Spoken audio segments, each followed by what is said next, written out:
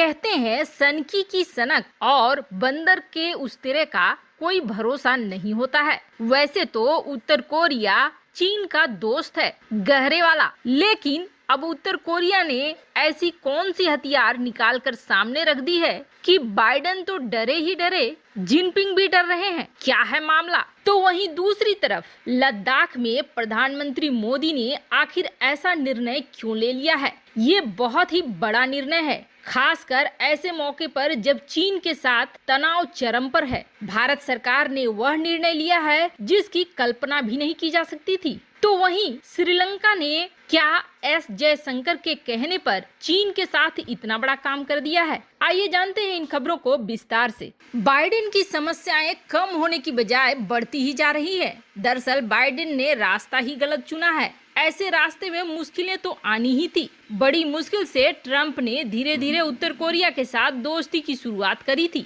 लेकिन बाइडेन ने आते ही उत्तर कोरिया और रूस को अपना सबसे बड़ा दुश्मन बता दिया। बदले में तो प्रसिद्ध सन की तानाशाह उत्तर कोरिया की तरफ से जवाब आना ही था। उत्तर कोरिया ने अब ऐसी घोषणा कर दी है जिससे पूरी दुनिया चिंता में पड़ गई है। हमने देखा था उत्तर कोरिया की जब सैन्य परेड हुई थी तो उसमें कई ऐसी तस्वीरें खास तौर पर मीडिया को दी गई थी जिसमें उत्तर कोरिया के महाविनाशक हथियार नजर आए थे, और इनमें से एक सबसे ज्यादा खतरनाक नई बैलिस्टिक मिसाइल दिखी थी। वैसे उस परेड को करके अमेरिका के नवनिर्वाचित राष्ट्रपति जो बाइडेन को उत्तर कोरिया ने अपना साफ संदेश देने का कोशिश किया था। अमेरिका के नए नए बने हुए राष्ट्रपति जो बाइडेन को एक साफ सुथरा संदेश दिया था कि समझ लो भैया, ना माने तो हमारा हथियार तो तैयार खड़ा ही है। अब उत्तर कोरिया ने बता दिया है कि यह मिसाइल पलक झपकते बड़ी तबाही मचा सकती है। यहाँ तक कि उत्तर कोरिया यह भी ऐलान कर रहा है कि यह दुनिया का सबसे शक्तिशाली हथियार है। वैसे आपको बता दें, ये पनडुब्बी के द्वारा छोड़ी जाने वाली बैलिस्टिक मिसाइल है। हालांकि कहा तो ये जाता है कि आधिकारिक तौर पर उत्तर कोरिया के पास डीजल पनडुब्बियां हैं, और डीजल पनडुब्बियां ऐसी बैलिस्टिक मिसाइलों को छोड़ने में सक्षम नहीं होती है। इसके लिए न्यूक्लियर सबमरीन की जरूरत है, लेकिन अभी तक उत्तर कोरिया के पास यह सबमरीन नहीं है। इसके जवाब में उत्तर कोरिया ने यह जवाब दिया है कि उसका न्यूक्लियर सबमरीन भी बनकर रेडी है। या तो उत्तर कोरिया यह बात अपने देश में लोगों का रुख मोड़ने के लिए कर रहा है और लोगों का ध्यान बाइडेन की तरफ खींचना चाह रहा है, और नहीं तो सचमुच यह दुनिया के लिए बहुत ही बड़ा खतरा है। लेकिन इस खतरे से भला चीन क्यों डरा? अमेरिका का डरना तो जायज बनता है। वैसे आपको बता दें, आजकल चीन के साथ भी नहीं बन रही है उत्तर कोरिया की। उत्तर कोरिया का मानना है कि चीन ही जवाबदेह है महामारी के लिए, जिसने कंगाली में उसका आटा गीला किया है। तो ऐसे में चीन को भी वो बख्शने के मूड में नहीं है। वैसे भी लूडो के सांप दोस्त और दुश्मन नहीं पहचानते हैं, कहीं से भी निकल कर आगे आ जाते हैं। वहीं दूसरी तरफ दो ऐसी बड़ी खबरें आ रही हैं जो कि भारत के लिए इस वक्त बहुत खास है। खासकर चीन और भारत के बीच जो तनाव है उसको देखते हुए ये तो बहुत ही ज्यादा खास है। पहली खबर तो ये है कि विदेश मंत्री एस जयशंकर का श्रीलंका जाना बहुत ही ज्यादा सफल रहा है। हालांकि उन्होंने कौन सा दांव खेला और कौन से पेच पलटे यह तो समझ में नहीं आया, लेकिन एक बड़ा खेल जरूर हो गया है। दरअसल भारत, जापान और श्रीलंका ने काफी पहले एक पैक्ट साइन करा था, और इस पैक्ट के अनुसार कोलंबो पोर्ट के पूर्वी हिस्से में ये दोनों देश मिलकर एक डीप सी कंटेनर टर्मिनल बनाने वाले थे। इस पर काम भी शुरू हो गया था, जिसमें 51% हिस्सेदारी श्रीलंका की थी तो 49% भारत और जापान की थी। पर अचानक से श्रीलंका ने इस डील को रिन्यू करने से मना कर दिया था, और उसकी सबसे बड़ी वजह यह मानी जा रही थी, ठीक उसके बगल में $500 मिलियन की लागत पर 85% हिस्सेदारी वाली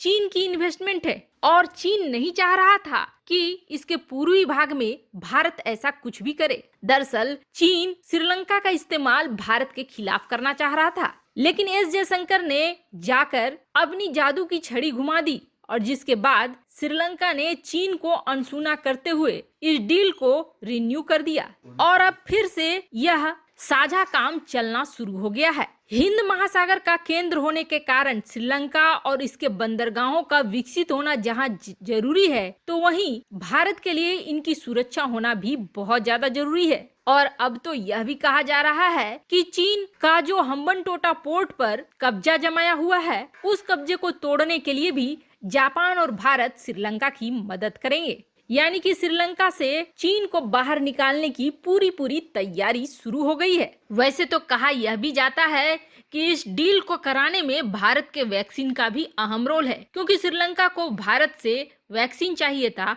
और भारत ने यह शर्त रख दी थी कि ऐसा कोई भी काम नहीं करेगा जो चीन का साथ देने वाला हो और भारत के खिलाफ हो। अब आधिकारिक तौर पर इस पर कितनी सच्चाई है यह तो सामने नहीं आई, लेकिन इतना जरूर है कि इस डील के बाद ही भारत श्रीलंका को भी वैक्सीन देने के लिए तैयार हुआ है। वहीं दूसरी तरफ भारत सरकार ने एक बहुत ही बड़ा निर्णय लिया है और यह बड़ा निर्णय चीन को बिल्कुल हराने जैसा है। दरअसल जब से तनाव शुरू हुआ था, तब से भारत ने पेंगोंग लेक इलाके को बंद कर दिया था। आम लोगों की आवाजाही वहां तक नहीं थी।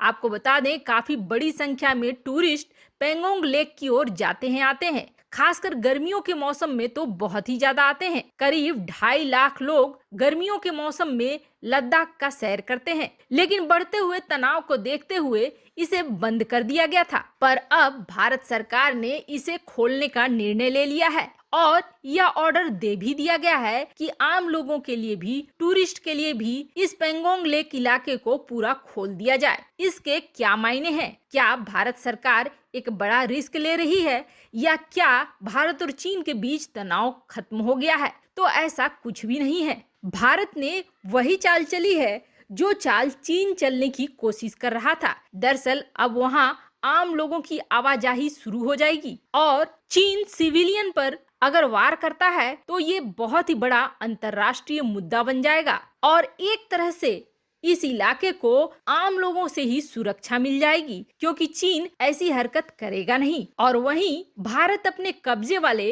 पेंगोंग लेक इलाके में आम लोगों की आवाजाही सुनिश्चित करके अपना कब्जा भी कायम रखेगा। वैसे आपको क्या लगता है, भारत सरकार ने ऐसा करके सही करा या गलत करा? कमेंट कर अपनी राय जरूर बताएं। जल्द मिलते हैं अगले वीडियो में नई खबर के साथ।